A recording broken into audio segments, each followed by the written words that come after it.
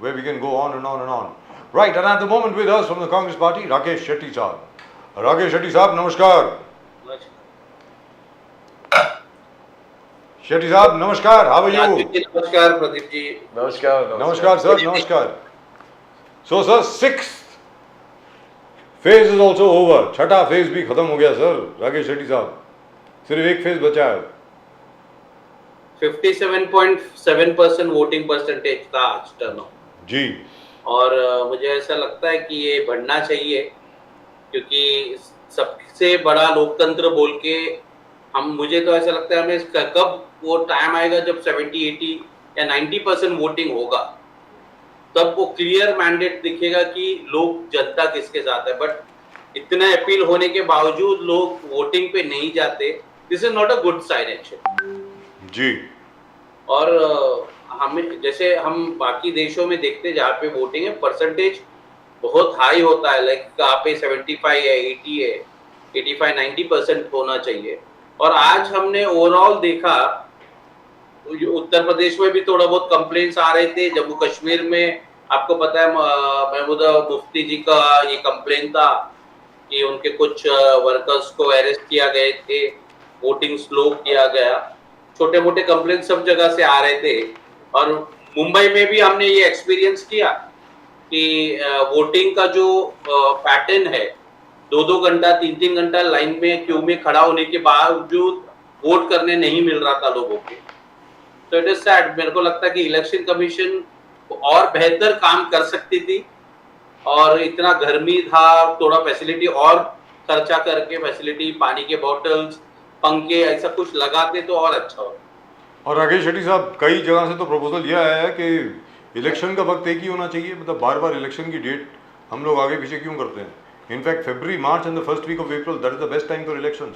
सब लोग आ जाते वहाँ पे. कोई the weather is very good, everything is very good. मतलब ये क्या है? ये जान करके आप एंड ऑफ अप्रैल और मई के बीच में इलेक्शन करा रहे हैं. 45 डिग्री टेम्परेचर जा रहा है. सर कौन आएगा? It's very difficult to come out. Not only that, ये टाइम पे बच्चों को छुट्टियां होने के कारण जी बहुत सारे लोग जिनका जो राजस्थान से, गुजरात, साउथ, नॉर्थ से है, वो अलग अलग अपने अपने होम टाउन, विलेजेस, वहां पे भी जाने का ये समय होता है. तो वो भी देखा गया कि इसलिए वोटिंग परसेंटेज कम भी होता है. जैसे मुंबई जैसे शहर में तो वो देखा गया कि बहुत सारे लोग ट्रैवलिंग कर रहे हैं. तो एक्चुअल में वोटिंग का डेट्स भी पहले से, क्योंकि हमें पता है कि हर 5 साल के बाद आपको इलेक्शन में जाना है, सो वो डेट्स पहले ही लॉक किया जाए तो लोग भी अपना प्लानिंग वो हिसाब से कर सकते. Sir, they should be very. I personally think, this is my opinion anyway. God knows. I think there should be a set date for elections, and that should remain permanent. जैसे budget की एक date होती है ना कि ये budget आपको, annual budget इस डेट पर आपको प्रेजेंट करना है, तो चुनाव जो है इस डेट पर होंगे ही होंगे. करेक्ट. ये जब आपको इलेक्शन हर 5 साल में है, सरकार का कामकाज का वक्त तय है, तो इलेक्शन का डेट भी तय कर सकते हैं. मुझे ऐसा लगता है ये कोई चैलेंजिंग बात नहीं है. एडमिनिस्ट्रेटिव भाग है, इलेक्शन कमीशन को करना चाहिए. कहीं ऐसा तो नहीं है कि जान करके किया गया कि बहुत ज्यादा वोटिंग परसेंटेज हो जाएगी, हो सकता है कि कुछ लोगों के खिलाफ भी चले जाए, कहीं ऐसा तो नहीं है? और हमने ये देखा कि इलेक्शन कमिश्नर जो होते हैं, उनका अपॉइंटमेंट से लेकर पॉलिटिकल इंटरफेरेंस कितना हुआ है और कितना बदलाव हुआ है. जी जी जी. चीफ जस्टिस ऑफ इंडिया को सिलेक्शन कमेटी से बाहर कर दिया है. No, which is very strange, which is very strange, which is very undemocratic, which is not nice. जब कमिश्नर के अपॉइंटमेंट को ही आप मतलब उसी को आप पॉलिटिक्स कर लेते हो, उसके बाद पूरा प्रोसेस के ऊपर एक संदिग्धता लोगों के मन में और पॉलिटिकल लोगों के मन में आना लाजमी है. क्योंकि जिनका ये चुनाव है वही इलेक्शन कमिश्नर को अगर अपॉइंट कर रहे हैं. अभी तो आपको पता है कि prime minister and one of his party colleague, cabinet rank minister, दो लोगों के वीटो पे, मतलब विरोधी पक्ष नेता का जरूरत भी नहीं है और वो बुलाएंगे भी नहीं. तो मतलब घर पे बैठ के आप इलेक्शन कमिश्नर को अपॉइंट कर सकते हैं. एक दिन राघव चड्ढा जी ने पार्लियामेंट में कहा खड़े होकर कि अगर भारतीय जनता पार्टी चाहेगी तो संबित पात्रा को भी इलेक्शन कमिश्नर बना सकते. जी बना सकते. तो it on a lighter, Sambit Patra तो आज उनका चुनाव था, ऑन अ लाइटर नोट में बोल रहा हूँ, मतलब anything is possible. Sir Sambit Patra साहब तो बोलते हैं भगवान जगन्नाथ मोदी जी के भक्त हैं।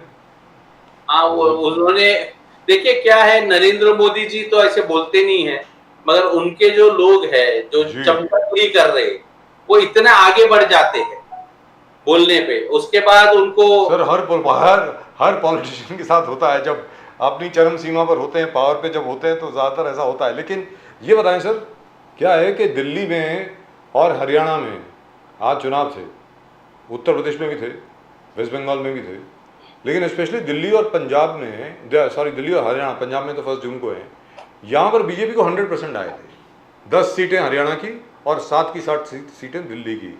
लेकिन पहली बार ऐसा हुआ है कि आप जो हैं, आप लोगों ने बड़ी मुश्किल से, बहुत अच्छे तरीके से एक संगठन बनाया है just to prevent votes from being divided, apart from the Bahujan Samaj Party of course. BSP ने तो अपने कैंडिडेट खड़े किए हैं हर जगह पे। आम आदमी पार्टी और कांग्रेस के वोट ना बटे हैं, इसको लेकर के आपको लगता है अच्छा प्रभाव पड़ेगा? देखिए, इसका क्रेडिट तो नरेंद्र मोदी जी को देना चाहिए, क्योंकि 2019 में उन्होंने दिखाया, उनको जितने वोट शेयर मिले इट वाज जस्ट 37%। तो पूरा देश अगर आप देखते हो तो 63% उनके खिलाफ वोट था, और लास्ट टाइम अपोजिशन पार्टी से अलग अलग केंद्र में बट गया था, इसलिए भारतीय जनता पार्टी के कैंडिडेट चुन के आए और उनको नो डाउट 303 पार्लियामेंट की जगह उनको मिली। इस बार मेरे को आज हरियाणा के आप बात कर रहे हैं तो मुझे बहुत हंसी आ रही थी जब मैं आज अलग चैनल्स में था और मीडिया दिखा रही थी, जो भारतीय जनता पार्टी 2013 में कांग्रेस को पानी पी पी कर गालियां दे रही थी कोल गेट के ऊपर, कोयला घोटाले के ऊपर, वो नवीन जिंदाल को नरेंद्र मोदी जी ने टिकट दिया है कुरुक्षेत्र से। जी बिल्कुल दुरुस्त बात। वही नवीन जिंदल वो जमीन, मतलब अगर वो कोई स्कैम जिनकी वजह से आदरणीय सामान्य जो हिंदुस्तान के सबसे बड़े एंकर्स में से एक हैं सुधीर चौधरी साहब, उनकी वजह से वो जेल भी गए थोड़ी देर के लिए। जेल भी गए जी। ईमानदार एंकर थे, 100 करोड़ ही मांग रहे थे, ज्यादा अपेक्षा भी नहीं था सर 100 करोड़ मांगे थे सर, 100 करोड़। ज्यादा अपेक्षा नहीं था, सिर्फ 100 करोड़ मांग रहे थे। हाँ सिर्फ 100 crore, yes correct, only 100 crore. आज भी Modi ji on behalf sir Pradeep ji, because Sudhir is a good friend of mine, he is a nice boy, very nice man sir. मैं सिर्फ ये बोल रहा हूँ कि 100 करोड़ वो on behalf of Subhash Chandra ji मांग रहे थे, लेकिन आज की तारीख में सुभाष चंद्रा जी जो हैं उन्होंने तो गुड मॉर्निंग कर दी सर बीजेपी को। आज की तारीख में जी न्यूज को देख लीजिए, बिल्कुल पलटी मार दी उन्होंने। नहीं, उन्होंने क्या, उन्होंने ग्लोबल प्रेस ग्लोबल इंडेक्स में वो चिंता दिखा रहे थे कि हम कितने पीछे रेटिंग पे चले गए थे। आई थिंक 123 या ऐसा कुछ नंबर था। और we are below Afghanistan and Pakistan. yes, ये पूरे दुनिया ने देखा। G20 के समय जब प्रेस कॉर्प ने यूएस के राष्ट्रपति उसका प्रेस कॉन्फ्रेंस करने की कोशिश की, इन्होंने साफ मना कर दिया। उसके बाद जो बाइडेन जी ने वियतनाम में जाके प्रेस कॉन्फ्रेंस किया और क्रिटिसाइज किया इस बार। जी जरूर। सी आप G20 कर रहे हैं और यू डोंट अलाउ यूएसए के प्रेसिडेंट को, मतलब ये क्या हो रहा है? प्रेस कॉन्फ्रेंस नहीं ले सकते देश में, प्रधानमंत्री। तो राजेश शेट्टी साहब, आज की तारीख में चलिए ये तो बात हो गई, हर एक कोई बोल रहा है, ये बात तो हर एक कोई बोल रहा है ना, तो बताओ अकेले आप थोड़ी हैं, हर एक कोई बोल रहा है तो कि भाई क्या है ये, प्रेस कॉन्फ्रेंस नहीं हो रही है, ये नहीं हो रही है, वो नहीं हो रही है, वगैरह वगैरह। लेकिन आज की तारीख में मेरा मकसद ये था दिल्ली और हरियाणा के बारे में बात करने का कि 17 की 17 सीटें जो हैं वो भारतीय जनता पार्टी को गई थी 2019 में। आज की तारीख में मान लीजिए आपको अगर दोनों में 17 में से अगर 7 या 8 सीटें भी मिल जाती हैं, 17 में से 5 या 6 सीटें भी मिल जाती हैं, सर इतना बड़ा सेटबैक हो जाएगा बीजेपी के लिए। तो नहीं, आपका कैलकुलेशन बहुत ही गलत। सर मेरा कैलकुलेशन नहीं है, ये तो मैं आपके सामने आपकी शक्ल देख के मैं जरा वैसे ही बोल रहा हूँ, मैं कैलकुलेट नहीं किया मैंने। मैं लास्ट वीक दिल्ली में था जी। दिल्ली की जनता का बहुत पहले मैंडेट क्लियर था कि वो स्टेट में आम आदमी पार्टी अरविंद केजरीवाल को वोट डालते थे और नेशनल इलेक्शन में वो लगातार बीजेपी को डाल जी। मगर जो भारतीय जनता पार्टी का राजनीति उन्होंने देखा, इलेक्टोरल बॉन्ड स्कैम उन्होंने देखा, उसके बाद दिल्ली के जो चुना हुआ सरकार को डिसलॉज करने का जो कोशिश किया भारतीय जनता पार्टी ने, उनके चुना हुआ मुख्यमंत्री को आप जेल में भेजते हो, उसके बाद उनके एमएलएस को तोड़ने का कोशिश करते हो, वो जेल से बाहर आए तो उनके एमपी को लेकर एक केस उनके ऊपर लगा देते हो। दिल्ली के लोग डिस्टर्ब्ड है और कांग्रेस और आम आदमी पार्टी का जो दिल्ली में अलायंस है, मैं आपको बता रहा हूं, इसका आप देखोगे भारतीय जनता पार्टी को दिल्ली में एक भी सीट मिलना मुश्किल। But Sir, Shetty Saab, what Saab, Prime Minister Modi is saying is that here is a Prime Minister who has given you so many things that independent India में किसी ने नहीं किया। Article 370, राम मंदिर 500 साल के बाद, ट्रिपल तलाक abolition, Article 370, तो abrogation। बोले look at this Prime Minister who has given you everything। और आप बोले कि सामने इंडिया अलायंस के Prime Minister है कौन? और Prime Minister Modi says they are going to have one Prime Minister every year। यानी आप 5 Prime Minister देने वाले Shetty साहब for this country, 5 years, 5 Prime Minister if you come to power। Article 370 abolition का जो बात करते हैं, उसमें 2 खंड था, ए एंड बी। ए वैसा का वैसा है, बी को किया, उससे एक ही बात हुई कि इंडिया में जो लोग रहते हैं लिविंग जम्मू एंड कश्मीर, वो जाके वहां पे जमीन खरीद सकते हैं। और ये पॉलिसी चेंज का सबसे बड़ा बेनिफिशियरी गौतम अदानी है, क्योंकि उन्होंने ही जम्मू एंड कश्मीर में जगह एक्विजिशन करना शुरू किया है, क्योंकि वहां पे उनको माइनिंग करना है और बड़े मात्रा पे लिथियम वहां पे मौजूद है। सेकेंड, आप अगर 370 हटाया जम्मू कश्मीर के लोगों के, मैं मान के चलता हूं आपने बहुत सारे इन्वेस्टमेंट वहां पे करा दी, इन्वेस्टमेंट कोई आया नहीं, मगर मैं मान के चलता हूं। तो मुझे बताइए, भारतीय जनता पार्टी जम्मू कश्मीर में एक भी सीट कश्मीर वाली क्यों नहीं लड़ रही? 6 सीट है, क्यों नहीं लड़ रही? तो ये दिखाता है कि ये जो policy change, they are not fighting in Jammu also. I was told in Kashmir they are not fighting. Sir, Leh Ladakh में उनका चुना हुआ सांसद था, वो तो लड़ नहीं रहा है जी। 6 सीट्स वहां पे थे, वहां पे वो लड़ नहीं रहे। 2 जम्मू में थी, 3 कश्मीर में और 1 लद्दाख में जी। ऑल टुगेदर किधर है बीजेपी का एक भी प्रत्याशी? बताइए आप मुझे। आप बिना मैंडेट के लेफ्टिनेंट गवर्नर के जोर पे आप वो स्टेट चला रहे हो। और पिछला वहां पे जम्मू एंड कश्मीर के जो लेफ्टिनेंट गवर्नर थे सत्यपाल मलिक, उन्होंने भारतीय जनता पार्टी और आरएसएस का भ्रष्टाचार को पूरी तरीके से पब्लिक के सामने ले आए। क्या कहा उन्होंने?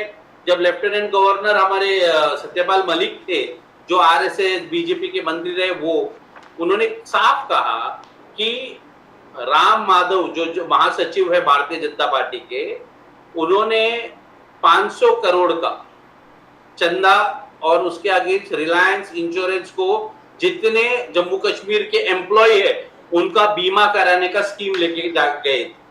सत्यपाल मलिक जी ने उसको रिजेक्ट कर दिया, शिकायत नरेंद्र मोदी जी का किया। राम माधव जी के खिलाफ कार्रवाई करना चाहिए था प्रधानमंत्री जी को, उन्होंने जम्मू कश्मीर के जो गवर्नर है उनका ट्रांसफर कर दिया गोवा में।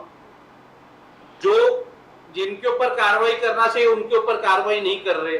तो शेट्टी साहब, आप पे जो आरोप है कि 5 प्राइम मिनिस्टर होगा इफ यू विन, एक साल में अलग अलग प्राइम मिनिस्टर होगा, मोदी जी का आरोप है, आज भी उन्होंने आरोप लगा दिया हर सभा में। आप उनसे पूछिए कि कितने प्राइम मिनिस्टर हो गए, हर साल में एक प्राइम मिनिस्टर। देखिए, आज 6 फेज का इलेक्शन है प्रदीप जी। प्रधानमंत्री जी जब ये आरोप लगा तो मैं इतना खुश होता हूं, क्योंकि वो मान रहे कि हमारी सरकार आ रही। वो जो बोलते हैं कि आपका 5 प्राइम मिनिस्टर रहेगा 5 साल में, तो मैं इतना खुश हूं कि प्रधानमंत्री जी चुनाव से पहले 400 पार का नारा दे रहे थे, आज बोल रहे हो 6 फेज पे कि आपका 5 प्रधानमंत्री होगा। देखिए, ऐसा होता नहीं है। क्लियर मैंडेट आएगा। जितने लोग विपक्ष के एक साथ इंडिया अलायंस में आए हैं वो कमिटेड है। और इसके पहले भी नरसिम्हा राव की जो सरकार थी वो भी कोलिशन गवर्नमेंट थी। वाजपेयी जी की जो सरकार थी, it was a coalition government. तो ऐसी जरूरी बात नहीं है। क्लियर मैंडेट इस देश में अगर किसी को मिला है तो जवाहरलाल नेहरू, इंदिरा गांधी, राजीव गांधी एंड नरेंद्र मोदी जी, ऐसे लोगों को क्लियर मैंडेट, नहीं तो सबको फ्रैक्चर मैंडेट मिला है। कोलिशन गवर्नमेंट, आपको पता है सिलसिला चालू था। और जो भी प्राइम मिनिस्टर बनेगा, आई एम डैम श्योर पूरा 5 साल एक प्राइम मिनिस्टर उनके नेतृत्व में ये देश चलेगा और देश आगे बढ़ेगा। नो सर जुगल किशोर जी लड़ रहे हैं, एक मिनट प्रदीप जी, एक मिनट, जम्मू से बीजेपी के जुगल किशोर जी लड़ रहे हैं सर। आउट ऑफ 6 जो से, हाँ 6 में से 1 पे लड़ रहे हैं। Kashmir, they are fighting Kashmir. बाकी 5 में क्यों नहीं लड़ सर रहे? कश्मीर वैली में नहीं लड़ रहे, कश्मीर वैली में 3 में से 1 भी कैंडिडेट नहीं दिया है। मैं वही पूछ रहा हूँ, क्यों नहीं लड़ रहे हो? जी, जब आपने कश्मीरी लोगों को अधिकार दिया, आपने ये कहा कि वहां पे एससी लोगों के ऊपर अन्याय हो रहा है, एसटी के ऊपर अन्याय हो रहा है, वहां पे रिजर्वेशन नहीं मिल रहा है, तो फिर लड़ाई है ना प्रभु वहां पे। वहां के लोग आपके साथ है तो दिख जाएगा। इलेक्शन ही सब कुछ है ना, मतलब आप जो भी स्कीम्स करते हैं उस जनता के लिए करते हैं, तो उनके बीच में वोट मांगने तो जाइए। और आपको मैंने दिल्ली का बताया, हरियाणा का आपको बताता हूँ। हरियाणा में 10 सीट है सर, 10। हरियाणा में दुष्यंत चौटाला जी उनके साथ थे, इसलिए उनकी सीटें आई। इस बार मैं आपको बता रहा हूँ, 1-2 सीट अगर भारतीय जनता पार्टी को हरियाणा में मिला तो बहुत बड़ी बात आएगी, मैं आपको बता रहा हूँ। क्योंकि जितने आंदोलन हुए किसानों का, जो लोग एमएसपी के लिए आंदोलन किए, हरियाणा का मेजर रोल था। पंजाब का तो था ही, मगर हरियाणा का था एमएसपी। सर यहाँ पे आपसे एक चीज पूछना चाहता हूँ मैं, छोटी सी बात है, प्रदीप जी सुनने वाली बात है। क्या है कि दिया हम तुम्हें अपने गांव में नहीं घुसने देंगे, और सर, असल बात है, सामने वाली बात है ये असल बात है। और आपको बताता हूँ कि जो आपको याद होगा किसान आंदोलन जी, जो अभी गृह मंत्री भी है, उनके लड़के ने 5 किसानों को कुचल दिया था अपने गाड़ी से जी, तेनी साहब के बेटे ने जी। तो हाँ, तो उनका आपने देखा, उनको बहुत सारे गांव में, बहुत सारे जगह पे उनका बहिष्कार किया गया। और हमारे यूथ कांग्रेस के अशोक तनवर नाम का पहले नेता थे हमारे पास, वो बाद में आम आदमी पार्टी में गए और अब बीजेपी में गए। उनको पर तो लोगों ने पथराव किया जी। तो मैं ये कह रहा हूँ कि भारतीय जनता पार्टी का हरियाणा में पट्टी खराब हो चुका है, वहां पे कुछ नहीं होने वाला है, 1 सीट भी मिलना मुश्किल। क्योंकि सर अगर इन 17 सीटों में भारतीय जनता पार्टी का काउंट अगर कम हो जाता है तो वो 370, 350, 400 पार ये कहां से आएंगे सर? मतलब मेरे को नहीं देखिए, ये 400 पार का जो कॉन्फिडेंस है वो 3rd फेज ऑफ इलेक्शन के बाद नरेंद्र मोदी जी भी बोलना बंद कर दिए। और नरेंद्र मोदी जी 3rd फेज के बाद आप देखिए थोड़ा सा बौखला गए। शाम को कुछ बोलते हैं, सुबह पलटी मारते हैं। शाम को बोलते नहीं, शाम को ये बोलते हैं कि मुसलमान के पास ज्यादा बच्चे पैदा होते हैं, भैंस को 1 भैंस 2 भैंस रहेगा तो 1 दे देंगे।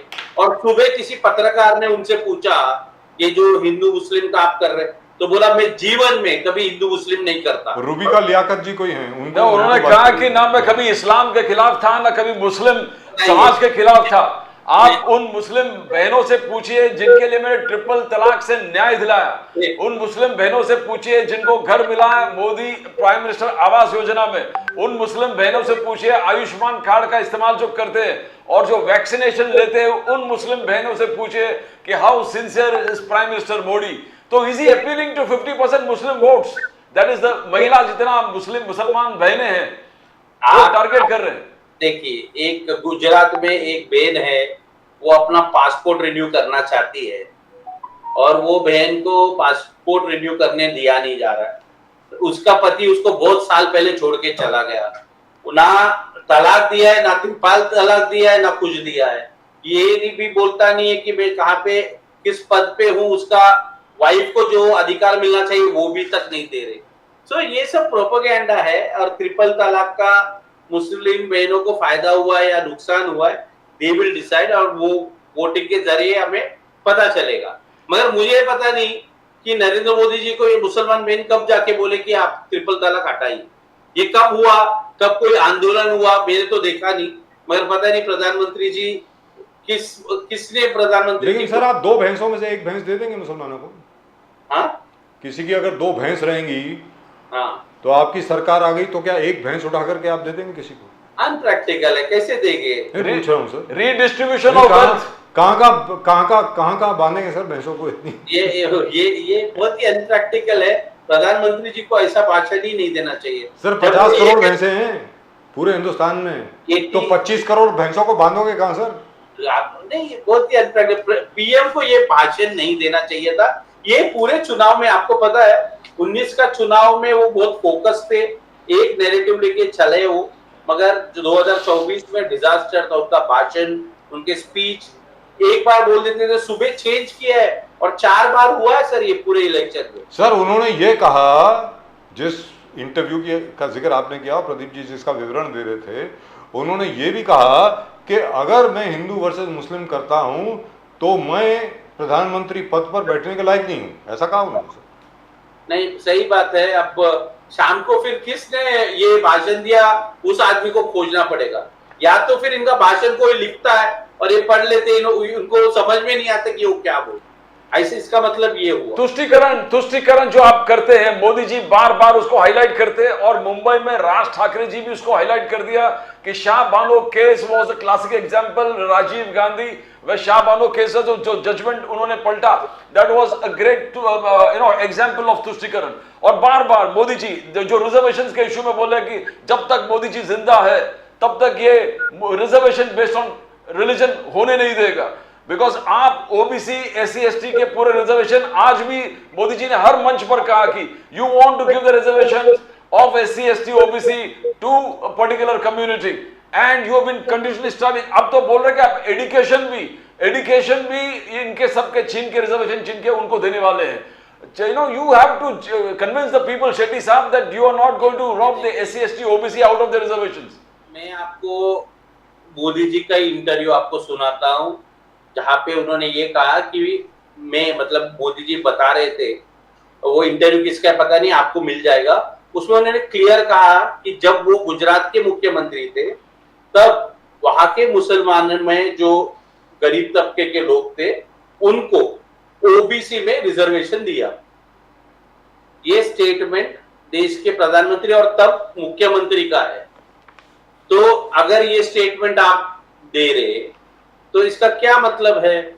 आप एक तरफ इंडिया अलायंस को कह रहे कि आप मुसलमानों को रिजर्वेशन दोगे और ओबीसी का हक छीन लोगे, और सुबह इंटरव्यू में उन्होंने ये कहा कि मैं जब गुजरात का मुख्यमंत्री था कि जो पिछड़ा वर्ग मुस्लिम कम्युनिटी में था उनको मैंने ओबीसी में रिजर्वेशन दिया। तो एक ही व्यक्ति ने दोनों स्टेटमेंट दिया है। और जहां तक पुष्टिकरण की बात है, जो हम बात बार बार करते हैं, हिंदू राष्ट्र बनाने की बात कौन करता है बार बार? हम हिंदू है, हमें एक साथ आके वोट करना चाहिए, इसको भी पुष्टिकरण ही कहते हैं। सिर्फ मुसलमानों का लिए पुष्टिकरण वर्ड यूज नहीं होता है। हिंदुओं को इकट्ठा लाना, और डेवलपमेंट के ऊपर आप वोट मांग नहीं रहे हो, आप हिंदू राष्ट्र के ऊपर वोट मांग रहे हो, जो कब पूरा नहीं होगा वो ऐसे चीजें बात करके बेवकूफ बना के हिंदू मुसलमान को लड़ा के वोट मांगने की बात करते। प्रधानमंत्री जी मुंबई में आए, राज ठाकरे जी के साथ अलायंस किया। यूपी बिहार में के लोगों को जब राज ठाकरे जी के लोगों ने पीटा, तब भारतीय जनता पार्टी का क्या स्टैंड था? क्या भारतीय जनता पार्टी ये भूल गई? और यूपी और बिहार के लोगों को ये इस मुद्दे पे जवाब क्या देने वाली है? ये सब भारतीय जनता पार्टी को असेंबली इलेक्शंस में इसका असर आपको दिखेगा। Shetty sahab, they are saying, Eknath Shinde ji ने कहा कि उद्धव ठाकरे जी और पूरे फैमिली लंदन जाने का टिकट बुक कर दिया है, बिकॉज यहाँ पर सफाई होने वाला है। And how do you see Konkan is the base of Uddhav UBT, Uddhav Balasaheb Thackeray सेना? How do you see, are they going to retain Sindhudurg? Narayan Rane जैसे दिग्गज खड़ा है, रायगढ़ में तड़करी जी है, आगे जाके भिवंडी, डोंबिवली, ठाणे, ऐसे which was actually Shiv Sena seat, Uddhav Balasaheb Thackeray seat, will it go back to him? Because यहाँ पर सब दिग्गज लोग खड़े हैं, और जो स्टालवर्ड्स है, उदय सामंत, केसरकर, ये सब गोगावले, ये सब इनको सपोर्ट कर रहे थे। एंटायर फौज जो उद्धव बाला साहब ठाकरे जी का है वो इस तरफ दिख रहा है। तो क्या एकनाथ शिंदे जो बोल रहा हूँ सही है, टिकट लेके जाने वाले लंदन? देखिए, मैं आपको बताता हूँ, भारतीय जनता पार्टी और उनका जो एनालिसिस करने का क्षमता है ना, बहुत अच्छा। अपने को ये समझना पड़ेगा, आप भारतीय जनता पार्टी को बहुत सीरियसली लीजिए। अगर भारतीय जनता पार्टी एकनाथ शिंदे और उनके 40 एमएलए को साथ में लेकर सरकार बनाने के बाद अगर उनको लगता है इट वाज इनफ, तो वो लोग अजित पवार को नहीं तोड़ते। अजित पवार और उनके समर्थक को तोड़ के लाने के बावजूद उनको लगा कि अभी भी इट इज नॉट इनफ और अभी भी हमको मैंडेट नहीं मिलेगा, इसलिए वो जाकर नांदेड़ में अशोक चौहान को तोड़ के लाए। आप इस बात को समझिए, उनके पास जो भारतीय जनता पार्टी को ये विश्वास हो गया कि मेरे कैडर और मेरे जो लीडर्स है वो उनके भरोसे पे हम 2024 का चुनाव नहीं जीत सकते। आप देखिए उन्होंने कितने कैंडिडेट सिटिंग एमपीस का टिकट काटा है। ये क्यों भारी आई? क्योंकि उनको कॉन्फिडेंस नहीं था। मुंबई के अंदर देखो गोपाल शेट्टी बहुत अच्छा काम करते थे, उनका टिकट कटा। मनोज कोटक जी का टिकट कटा, पूनम महाजन जी का टिकट कटा। अरे जो आपने पार्टी के एमपीस के ऊपर उनको भरोसा नहीं है क्योंकि 10 साल हो गया तो उनको लग रहा है एंटी कैंपेंसी आया। तो ये बात आपको समझना पड़ेगा। एकनाथ शिंदे जी के साथ उनका लास्ट मोमेंट में बहुत टसल हुआ। नासिक वाले सीट पे भारतीय जनता पार्टी को लगा छगन भुजबल को लड़ना चाहिए, मगर वहां पे उनकी अनबन हो गई एकनाथ शिंदे से। थाने सिटी का जो सीट है, कल या परसों ललन टॉप करके प्रोग्राम में देवेंद्र फडणवीस जी बोल रहे थे कि ये हमारा ऐतिहासिक सीट है और आनंदी के साहब ने वो लिया था, तो हम चाह रहे थे कि इस बार वो भारतीय जनता पार्टी लड़ना चाहिए करके। तो आप एक समझ जाइए कि ये चुनाव के बाद 2024 के रिजल्ट के बाद एकनाथ शिंदे और अजित दादा पवार दोनों के पॉलिटिकल जो इनका एम्बिशन है लोकसभा का वो खत्म हो गया रहेगा। उसके बाद इनका कटिंग होगा, एमसीपी से भी एमएलए तोड़कर इनके बीजेपी में चले जाएगा और एकनाथ शिंदे के गुट के भी जो एमएलए है जिनको आगे ये लोग लड़ना चाहते हैं उनको ये लोग भारतीय जनता पार्टी में देंगे। चुनाव के बाद एकनाथ शिंदे और अजित पवार का कुछ महत्व नहीं रहेगा क्योंकि इनके कोई भी कैंडिडेट महाराष्ट्र में नहीं आ रहे।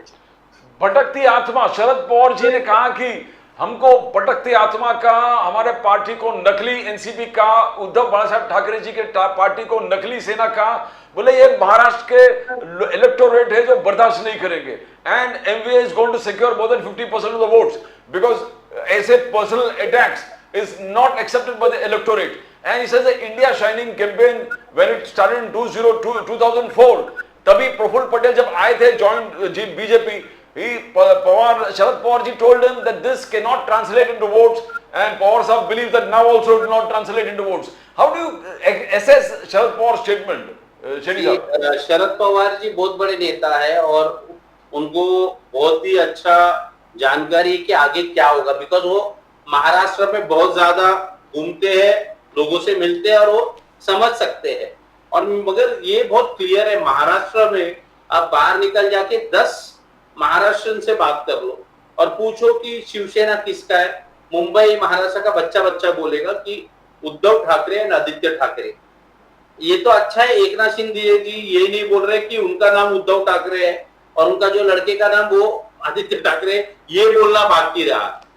क्लियर कट है, जो बाला साहेब ठाकरे जी ने सबके सामने जो उद्धव ठाकरे जी को कार्याध्यक्ष बनाया, बाद में अध्यक्ष बनाया, राज ठाकरे जी को जो अलग पार्टी बनाना पड़ा उसके कारण, तो ये क्लियर है ना। उसके बाद ये बोलना कि हम विचारधारा लेके जा रहे, तो आप विचारधारा जब लेके जा रहे तो आप आपके नाम पे एक शिंदे सेना बनाइए और दिखाइए कितने लोग आपके पीछे आते हैं। अजित पवार 55 के ऊपर, 50 के प्लस एज है उनका, इस उम्र में अपने नाम पे, जैसे शरद पवार को कांग्रेस ने जब निकाला, तारिक अनवर, शरद पवार और संगमा जी को, उन्होंने अपने बलबूते पे एनसीपी खड़ा किया। तो अजित पवार जी को भी बाहर जाके एनसीपी नाम पे पार्टी या कुछ और नाम पे पार्टी खोलते तो मालूम पड़ता कि कितने लोग उनके साथ आते। इतना आसान नहीं है पॉलिटिकल पार्टी चालू करना, चलाना। आप ये फ्रैक्चर करके तो ले गए, चिन्ह ले गए पार्टी का, आपको इलेक्शन कमीशन में नाम भी दे दिया, बट इसको ठीक के रहना बहुत मुश्किल है। आप सिर्फ इतना देखिए 2014 में कांग्रेस का हाल कितना बुरा हुआ था। हम लोग 2013 तक पावर में थे, 14 में हमारे पास 40 सीट आए थे। वही हाल सर 4 क्यों भूल जाते हो? 44 आए थे, पता मुझे, मगर मैं बता रहा हूँ कि इनका भी हाल कोई उतना ही होगा। ये लोग 1 या 2 सीट अजित पवार और एकनाथ शिंदे को मिलेगा, उससे ज्यादा इनको कुछ नहीं मिलेगा। तो शेरी साहब, आपका कहना है कि जो मोदी जी का रिपोर्ट कार्ड है गरीब कल्याण स्कीम्स का, 80 करोड़ लोगों को खाना, 4 करोड़ आवास योजना में लोगों को घर देना, पीएम किसान सम्मान निधि जिस प्रकार से उन्हें अलग अलग 11 करोड़ से ज्यादा, फिर शौचालय, हर घर शौचालय, आयुष्मान के करीबन 10-12 करोड़, उज्ज्वला योजना में करीबन 11 करोड़, इतने सारे बेनिफिशियरी, हर घर नल से जल करीबन 12-12.5 करोड़, इतने सारे बेनिफिशियरीज। और जो अलग वो कहते हैं कि हमने जो direct beneficial transfer 38 lakh crore पिछले 10 साल में, तो ये जो लाभार्थियां है, क्या ये वो मोदी जी को वोट नहीं देंगे? यू थिंक सर रनिंग 100 इतने करोड़ लोगों को? प्रदीप जी, आप जब ये बोलते हो लाभार्थी, आपको खुद भी पता है, अगर मोदी जी ने घर इतना छोड़ दीजिए, मैं बोलता हूँ 10,000 भी घर दिया होता ना, खुद जाते, घर का चाबी देते, घर दिखाते, वहां पे बैठ के एक इंटरव्यू करते। क्या आपने देखा नरेंद्र मोदी जी कोई किसी भी व्यक्ति के घर पे जाकर दिखाते हुए? एक घर पे गए थे, तब मालूम पड़ा कि बिजली एक दिन पहले आई, छत एक दिन पहले लगा। पूरा का पूरा प्रोग्राम बोगस है, जल से नल कहना है।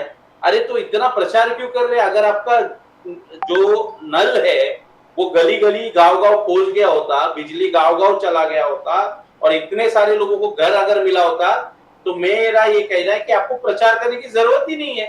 यही लोग आपका प्रचार करते हैं। आपको एक न्यूज लॉन्ड्री करके चैनल है सर, अगर आप उसका एक एपिसोड है जहां पे पूरा फुल पेज ऐड आया था, नरेंद्र मोदी का फोटो है और लाभार्थी वो परिवार का फोटो है। न्यूज लॉन्ड्री के पत्रकार उस परिवार को मिलने चले जाते, उनको पूछते कि ये फोटो आपका है, तो वो बताती है हाँ हमारी है। बोले ये जो घर है ये आपका है, आपको प्रधानमंत्री के स्कीम के अंतर्गत मिला? उन्होंने कहा नहीं, ये घर तो हम रेंट पे रहते हैं। बोले ये आपका परिवार का फोटो डाला है? तो बोले नहीं, वो तो हम जहाँ पे काम करते हैं वहां पे कुछ लोग आए और फोटो खींच के लेके गए। मतलब आपको अगर 1 करोड़ 2 करोड़ 3 करोड़ घर की बात कर रहे हो, मेरा ये कहना है कि सही में अगर घर दिया होता तो एक परिवार का फोटो तो जेन्युइन लाके आप लगाते, क्योंकि वो देश का सबसे बड़ा अखबार के फ्रंट पेज का बहुत ही महंगा फोटो, महंगा कवर पेज का कॉस्ट होता है, उस पे फोटो बोगस लगा हुआ है। तो मुझे ऐसा लगता है इनका जो स्कीम्स की वो बता रहे। आयुष्मान भारत का जहां तक सवाल है, ये राजीव गांधी आरोग्य योजना था, बाद में उसको 2014 में ज्योतिराव फुले आरोग्य योजना बनाया, उसको आज नाम बदल के आयुष्मान भारत बनाया। आप ये समझिए लोगों का, ये एलपीजी सिलेंडर का भी जो बात है, 1100 रुपया हो गया सर, कहां से लोग लेंगे? मैंने न्यूज रिपोर्ट देखा है, जिनको गैस का सिलेंडर और गैस मिला है, एक बार सिलेंडर मिलने के बाद वापस चूल्हा शुरू कर दिया, क्योंकि लोगों के पास 1100 रुपया नहीं होता है रिफिल करने के। तो ये सच्चाई है, ये प्रैक्टिकल है। तो सर ये बताएं, अभी जैसे गुजरात है, राजस्थान है, और ये बात मैं हर एक से पूछता हूँ, जैसे गुजरात हो गया, राजस्थान हो गया, कर्नाटक हो गया, मध्य प्रदेश हो गया, बीजेपी हैड मोर और less peaked including Delhi and Haryana. BJP peak पर थी, मतलब एक तरीके से अगर देखा जाए कि हरियाणा और हरियाणा, दिल्ली, पंजाब, हरियाणा, दिल्ली, राजस्थान और गुजरात में तो 100% सीट्स आई बीजेपी की 2019 में। तो अभी क्या स्थिति है सर? अभी वस्तु स्थिति क्या है आपके मुताबिक? दिल्ली और हरियाणा छोड़ दीजिए, मैं आपको राजस्थान और मध्य प्रदेश का बता दूं। पहले राजस्थान में कर लीजिए। हमारा जब चुनाव हुआ तो डिफरेंस 1.5% का था सर, असेंबली इलेक्शन, जो बड़ा डिफरेंस नहीं है। उसके बाद क्या टर्न ऑफ इवेंट्स देखिए, उसके बाद क्या हुआ कि वसुंधरा राजे जो चेहरा थी पूरे राजस्थान में, उसका मुख्यमंत्री पद निकाला गया। वहां पे जो करनी सेना है, राजपूत समाज है, ये खुलेआम कसम ले रहे लोग कि अब गए बार हमने भारतीय जनता पार्टी को समर्थन में किया है, वादा इन्होंने पूरा नहीं किया। लोगों ने, लाखों लोगों ने इकट्ठा होकर कसम क्या है कि इस बार भारतीय जनता पार्टी को हराना है, वोट नहीं डालना है, कांग्रेस और इंडिया अलायंस को वोट डालना है। आप मध्य प्रदेश में आ जाओ, Madhya Pradesh sure shot assembly Congress वहां पे जीत रही थी, मगर क्योंकि शिवराज सिंह चौहान ने बहुत बढ़िया कैंपेन चलाया और कोड ऑफ कंडक्ट के बाद लाडली गुड़िया नाम का जो बहना करके उन्होंने लोगों के अकाउंट में 6-6 हजार ट्रांसफर किया, उसमें बहुत असर पड़ा और उनको वोटिंग हुआ, वहां पे 6% का डिफरेंस था। मगर इतना सब करने के बाद आपने देखा कि नरेंद्र मोदी एंड अमित शाह ने शिवराज सिंह चौहान के साथ क्या किया, उन्होंने उनको मुख्यमंत्री पद से हटा दिया। ये सब चीज का इफेक्ट आपको लोकसभा में मिलेगा। जी, तो आपके मुताबिक इंडिया अलायंस को कितनी सीटें मिल रही हैं sir? According to you on the 4th of June, how many seats are we going to see from the India alliance? नहीं, जहां तक इंडिया अलायंस का सीट्स का, I will not tell you the numbers, मगर मैं आपको ये sure shot आपको बता रहा हूं कि आज जिस 6 चरण का भी आज जो चुनाव हुआ, क्लियर ये मैंडेट है कि इंडिया अलायंस की सरकार बन रही है और नरेंद्र मोदी जी की भारतीय जनता पार्टी जो है वो 200 प्लस कुछ सीट्स पे रह गए, उसके ऊपर नहीं जा सकते। Only 200 plus. हाथ बदलेगा हालात। जी, ऐसा कांग्रेस का कहना है। Yes yes